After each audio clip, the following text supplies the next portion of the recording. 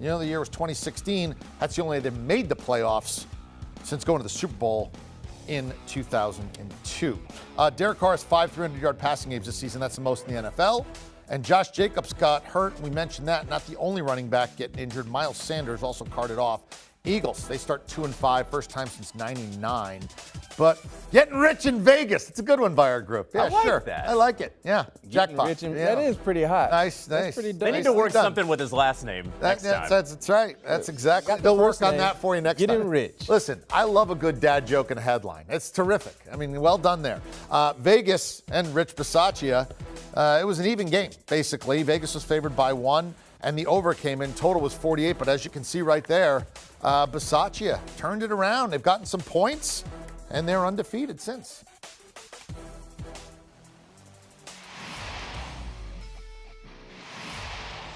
This season, Crown Royal is supporting the local communities that service off the field at kickoffwithcrown.com. Welcome in. I'm Eric Casillas, our 2-time Super Bowl champ, Brian McFadden, CBS Sports senior NFL writer Jonathan Jones. Raiders get it done. They get a win.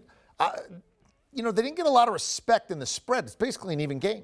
They were getting a point, giving a point, depending on where you looked. Yeah. But they have more talent. They were at home. What was I missing coming in? Aren't the Raiders pretty good, B-Mac? I guess it's pretty much, the coaching situation. Had to be. You know what I mean? The distractions of what they dealing with a few weeks ago, and now with Bisaccia, the new interim head coach, not knowing exactly what you would see. Now, they played pretty good football last week against a divisional foe in the Broncos. But looking at what was going on with this particular team in this matchup, not really knowing what you will see. But one thing I can say, the players, they're buying into this staff right now on both sides of the football. And looking at what they have going forward, especially in their division, I mean, you have to like the Raiders' chance, guys. I mean, defensively, they're flying around. They have depth in the backfield. Derek Carr is playing real good football. And they were able to put up, 30-plus points without Darren Waller in the lineup. That's huge. So me personally, I like the Raiders. I felt high on this team a few weeks ago. And looking at who they have next week, they could easily be 6-2. They have the Giants coming up. Yeah. Is Derek Carr a better player this year? Are they putting him in a better spot? Is he just off to a good start? How do you explain or translate what he's done? Nobody has more 300-yard passing games than Mr. Carr so far. JJ. Yeah, we started seeing it a little bit last year with Derek Carr and the Raiders, and it's continued into this year, and it was just sort of unlocking him.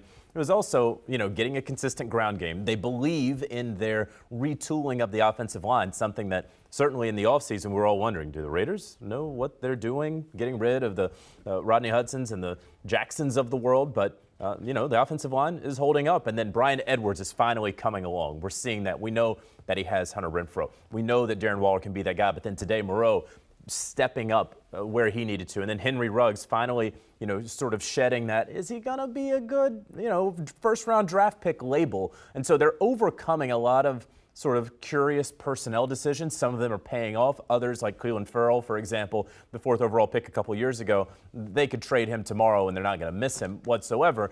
And so this is not a team, I don't think, that's really built to make it to the AFC title game, for example. Because you miss on so many of those draft picks, it's going to be really difficult for them to continue to actually be a successful team in January, I believe. You can't do that. But they are playing certainly well enough to win football games and be in tight contests like they were last year, and they're winning them this year. All right, there's 7 down, 10 to play, right? 17-game season. They're 5-2.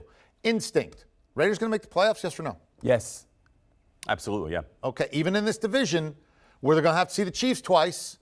You got another one coming up with the Chargers, I believe, right? They only played 1. Yep. So schedule going to, next week they get the Giants, who are coming off a win. Yep. But the schedule is not going to be easy based upon the sign that you're born under. If you're in either West Division, there's not a lot of nights off. And I'll tell you, one of the things that pleases me when I looked at this Raiders team was they decided we're not going to blitz Jalen Hurts. We don't need to blitz him. We can just keep our guys back there. We're going to get pressure with our front 4. And they did. They went out there. They blitzed Jalen Hurts twice, maybe 3 times. They pressured him about 13 times tonight. He went 4 of 13 when he was pressured for 83 yards. He had a touchdown in there. But a lot of that was in garbage time as well. You're going to look at the Jalen Hurts stat line and say, well, he didn't actually play that poor of a game. Well, before we got to garbage time, he was 10 of 20 for 170 yards. And so that's really what it was.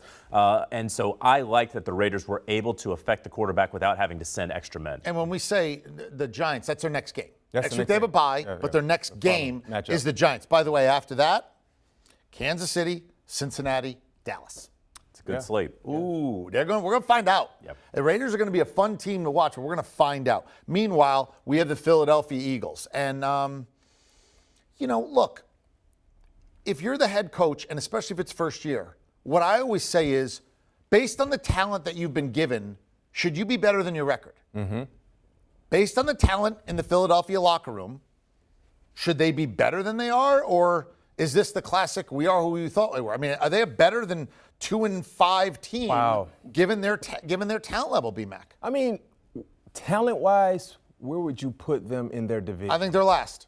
I think if I look at 1 to 53, exactly. I mean, the Washington defense isn't playing up to their talent. Yeah, and when the Giants are healthy, they are a better team. I'm saying overall, just give me the 1 to 53. I think they're last. And because of that, I agree with you, by the way. But I think they're a 2-5 team. Yeah. This is who they are. Offensively, the offensive line, I mean, we've seen so many different rotational pieces on the offensive line, and they haven't improved. They're dealing with injuries or bad play, not to mention because of that, we haven't really seen the best of Jalen Hurts. He's been struggling throwing the football because he's never comfortable in the pocket, and my goodness, they can't run the football. Once again, he was the leading rusher. Miles Sanders went out with an injury that has been associated with him throughout his professional career, but they can't run the football because the offensive line has been so bad. Well, and Jalen Hurts, while there are some excuses for Jalen Hurts, he has been very inaccurate with the football. And Nick Sirianni's not calling the best plays for him. The RPOs, he's not making the right reads on those. And then when he is throwing the football, they're not very accurate down the football field. I was there in Philadelphia about 10 days ago. And, he's getting booed off the field, and frankly, rightfully so. The question the Philadelphia Eagles have to ask themselves is this something where we want to go to Gardner Minshew or Joe Flacco, or do we just try to ride this out with Jalen Hurts? Because he's not the quarterback of the future. They've had 10, 11 games with him now. They understand he was a bridge quarterback, probably overdrafted just a little bit. You didn't draft him to be in this situation, but here he is in it, and you're figuring out who he is. He's not very accurate. So why would I go to Joe Flacco or Gardner Minshew? I know they're not the guy either. Yeah, I think when you look at least with Jalen Hurts, look, I feel like Jalen Hurts is a guy that if he's my backup quarterback, my change of pace guy, it's a 17-week season, guys are going to go down. He to me is the perfect. Can you win with him? No, not every week. You can't. I don't think you can win with either other quarterback as well. Gardner Minshew won some games down in Jacksonville. But the difference between Gardner Minshew and Joe Flacco, the offensive line has been so bad, you can't run the football. And Jalen Hurts has been their best runner as well. Now, if you remove him from the lineup, you only have to guard 10. Yep. Because you're not concerned about Joe Flacco running the football or Gardner Minshew. So he actually helps the offensive line a little bit. It's not going far, which but it's is a little why bit. I asked the question. At the end of the day, when I look at this roster, you may want